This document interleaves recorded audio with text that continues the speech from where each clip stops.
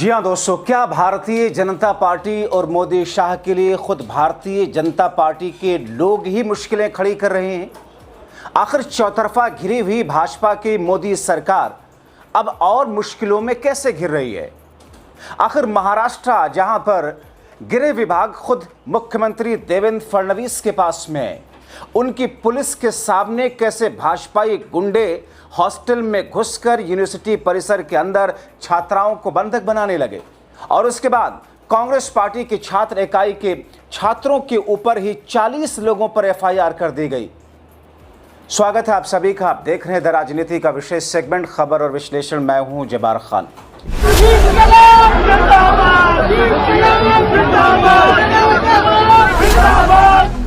दोस्तों, इसे ही कहते हैं मत मारे जाना। क्या वाकई देश की जनता, देश का जेनजी, देश की युवा, देश का गरीब, मजदूर, किसान, महिला, यहां तक कि देश के उद्योगपति और यहां तक कि संघ भी अब भाजपा से परेशान हो चुके हैं? जो खबर में लेकर के आए हूं दोस्तों, ये महज भारतीय जनता पार्टी के छात्र इकाई के जरिए, छात्र विंग के जरिए छात्राओं के साथ में उनके साथ मारपिटाई और उनको बंधक बनाने तक से नहीं जुड़ी है। यह खबर दरअसल भारतीय जनता पार्टी की गिरती हुई साख और भारतीय जनता पार्टी की दरकती हुई दीवार और बुनियाद के बीच में उसके ताबूत के अंतिम कील की तरफ यह खबर आपको ले जाती है। दोस्तों, दरअसल महाराष्ट्र के पुणे में जिस तरीके से भारतीय जनता पार्टी की छात्र इकाई के गुंडों ने हॉस्टल में घुसकर छात्राओं के साथ में अभद्रता की, मारपीट की, उन्हें बंधक बनाया, उन्हें कैद कर लिया, यहां तक कि उनको बाहर तक निकलने नहीं दिया गया।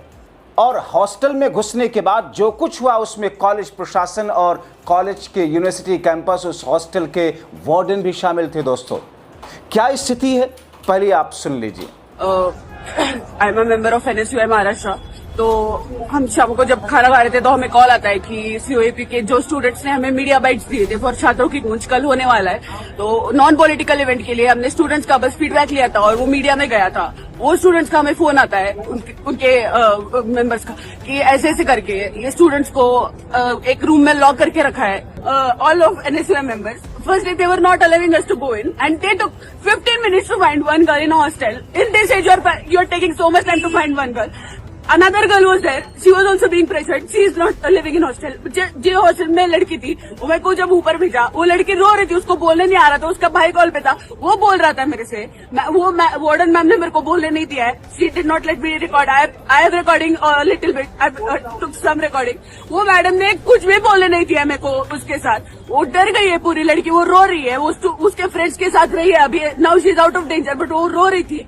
उसके फोन पे थी। शी इज एब्सोल्युटली इन, इतना वो डर गई है वो लड़की, उसको बोलने भी नहीं आ रहा था। आई फील सो बैड कि अब इतना स्टूडेंट्स के लिए कर रहे हैं ऐसे। दोस्तों, दरअसल राहुल गांधी का कार्यक्रम गूंज जो कि पुणे में होना था, और राहुल गांधी के कार्यक्रम गूंज में चूंकि पुणे और महाराष्ट्र से छात्र छात्राओं का पूरा जत्था निकल रहा था पहुंचने के लिए। हाल के दिनों में जिस तरीके से भारतीय जनता पार्टी की राज्य सरकारें हों या फिर केंद्र की मोदी सरकार जिस अंदाज में जेनजी के जरिए परेशान है, देश के युवाओं और छात्रों ने जिस तरीके से भारतीय जनता पार्टी और केंद्र की मोदी सरकार को बैकफुट पर डाला है, और दूसरी तरफ इंडिया गठबंधन और राहुल गांधी जिस तरीके से छात्राओं के साथ में जो संवाद कर रहे हैं, छात्रों की आवाज बन करके। आपने देखा पायलट गन पर एफआईआर कल किस तरीके से 7 घंटे की कड़ी मशक्कत के बाद कराई उन्होंने। ऐसे में राहुल गांधी के उस कार्यक्रम को खराब करने के लिए या उसमें छात्र और छात्राएं ना पहुंचे उसके लिए बीजेपी का यह षड्यंत्र है। दोस्तों, जैसे ही खबर आई हंगामा मच गया, पूरे महाराष्ट्र में बवाल हुआ। पुणे के सांसद प्रणीत शिंदे फौरन हॉस्टल पहुंचती हैं और वहां जाकर इन्होंने जो देखा उसे होश फाख्ता हो गए। दोस्तों, आप जानते हैं कि महाराष्ट्र के मुख्यमंत्री देवेंद्र फडणवीस के पास ही महाराष्ट्र का गृह विभाग भी है, यानी कि वो गृह मंत्री भी हैं। मगर दोस्तों, पुलिस के सामने किस तौर पर बीजेपी के छात्र इकाई ने, एबीवीपी के गुंडों ने किस तौर पर क्या कुछ किया है, ये तो पराकाष्ठा। सुनिए, उन सांसद की आंखों देखी। तो एबीवीपी के लोग हैं, उन्होंने एक लड़की को रूम में अटका के रखा था और बुरी चीजें बोल रहे थे। ये बीजेपी की मेंटालिटी आपको दिखाई दे रही है। कल जो छात्रों की गूंज राहुल जी का प्रोग्राम हो रहा है उसके वजह से डरे हुए हैं, चीफ मिनिस्टर खुद डरे हुए हैं और चीफ मिनिस्टर के पास होम डिपार्टमेंट है। उन्होंने उनके सारे पुलिस अधिकारियों को इंस्ट्रक्शन दी है कि लाठीचार्ज होना चाहिए और अभी हमें यही डर है कि वो जो लड़की है उसके ऊपर किसी भी तरह का दबाव नहीं होना चाहिए। हमें ऐसा लग रहा है कि बहुत दबाव हो उसके ऊपर है और यहाँ पे इसीलिए हमने उससे बात की। आज की रात वो बहुत डरी हुई है और हम चाहते हैं कि पुलिस की ड्यूटी है कि वो उसको सिक्योरिटी दे। अगर उसका कुछ गलत आज रात को हुआ या उसके ऊपर कुछ दबाव डाला गया तो इसके लिए सिर्फ इस राज्य के गृह मंत्री, मुख्यमंत्री रिस्पॉन्सिबल। दोस्तों, इन तमाम घटनाओं के बावजूद भारतीय जनता पार्टी की महाराष्ट्र की पुलिस सोती रही। बीजेपी के छात्र विंग एबीवीपी के छात्र हजारों की तादाद में हॉस्टल और कैंपस के बाहर पहुंच गए, धमकाने लगे। तभी कांग्रेस पार्टी के युवा लोग और कांग्रेस पार्टी के छात्र विंग एनएसयूआई के लोग भी वहां पर आ गए। हंगामा हुआ, दोनों एक दूसरे के खिलाफ में नारेबाजी करते रहे।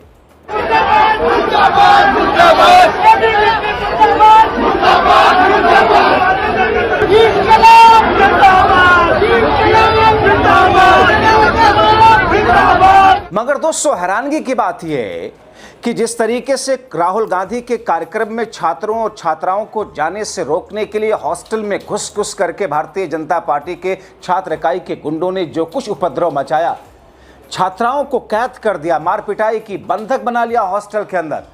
और उसके बाद में क्या हुआ, कांग्रेस पार्टी के छात्र इकाई से जुड़े हुए लोगों को चोटें आई, हमले किए भाजपाइयों ने, घायल कांग्रेस पार्टी के छात्र के लोग हुए, अस्पताल ले जाए गए। मगर मोदी, शाह और फडणवीस की पुलिस क्या करती है? 40 छात्रों पर कांग्रेस पार्टी के एनएसयूआई के छात्रों के खिलाफ में एफआईआर दर्ज करती है। दोस्तों, ये सब कुछ तब हुआ जब चंद घंटे पहले 21 अगस्त को दिल्ली में राहुल गांधी ने साहिल नाम के उस छात्र के साथ में, जिसको शाह की पुलिस ने पैलेट गन से जिसे निशाना बनाया था, एफआईआर दर्ज नहीं हो रही थी। एफआईआर दर्ज कराने के लिए 7 घंटे तक प्रदर्शन करना पड़ा। अब आप दोस्तों सोचिए कि अगर इस देश के अंदर एफआईआर दर्ज करने के लिए देश के एलओपी को, लीडर ऑफ ऑपोजिशन को धरने पर बैठना पड़े, तो आप सोच सकते हैं कि नीचे से लेकर के ऊपर तक किस तौर पर, गृह मंत्री से लेकर के निचले स्तर पर एक पुलिस कांस्टेबल तक किस तौर पर और किस अंदाज में और क्या कुछ कर रहे हैं। क्योंकि राहुल गांधी ने खुद कहा था कि दरअसल एफआईआर ना होने देना ये पुलिस की अपनी रणनीति या पुलिस का अपना फैसला नहीं है, दरअसल ये गृह विभाग का फैसला है। क्योंकि इस एफआईआर के होने के बाद में अमित शाह, उनका गृह मंत्रालय और उनकी पुलिस न सिर्फ बैकफुट पर आएगी, बल्कि उनके ऊपर में सवाल तो उठेंगे। सुप्रीम कोर्ट के जरिए जो हाई पार्ट कमेटी बनाएगी उसमें उनके खिलाफ भी कार्रवाई हो सकती है। मगर दोस्तों, देश की आवाज़ बनकर के एक तरफ देश के छात्र, युवा, जेनजी, अभिजीत दीपिके की टीम, हमने आपको दिखाया था कल किस तरीके से राजस्थान में ऐसे ही भाजपाई गुंडों ने आशुतोष रांका की टीम के ऊपर अटैक किया था, जिस पर अभिजीत दीपिके ने 48 घंटे का समय दिया हुआ है। दूसरी तरफ राहुल गांधी का कार्यक्रम, जिस कार्यक्रम से चंद घंटों पहले किस तौर पर घुस करके हॉस्टल में भारतीय जनता पार्टी के छात्र इकाई के लोगों ने किस तरीके से अटैक किया, यह दर्शाता है कि देश के अंदर अब सिर्फ उत्पात नहीं चल रहा है, बल्कि अब घबराहट और बौखलाहट में बल का प्रयोग कुछ इस तरीके से किया जा रहा है जिसे आप हिटलरशाही आसानी से कह सकते हैं। अब ऐसी स्थिति में दोस्तों, राहुल गांधी वहां पर पहुंच रहे हैं। थोड़ी ही देर के बाद में राहुल गांधी का वहां पर कार्यक्रम होना है। जाहिर तौर पर पुलिस की सुरक्षा व्यवस्था चाको चौबंद होगी, लेकिन जिस आक्रोश के साथ में इस गूंज कार्यक्रम में, छात्रों के कार्यक्रम में राहुल गांधी और छात्र पहुंचेंगे और उसके बाद का दृश्य क्या होगा समझ में आता है। लेकिन 40 कांग्रेस पार्टी से जुड़े हुए छात्रों के खिलाफ में एफआईआर दर्ज की गई। जिन लोगों ने अटैक किया, बंधक बनाया गया, उनको मेहमान बना के रखा जा रहा है। सोचिए, समझिए, जागरूक रहिए, दूसरों को जागरूक करने के लिए वीडियोज़ उन तक पहुंचाइए, अपनी राय लिखें।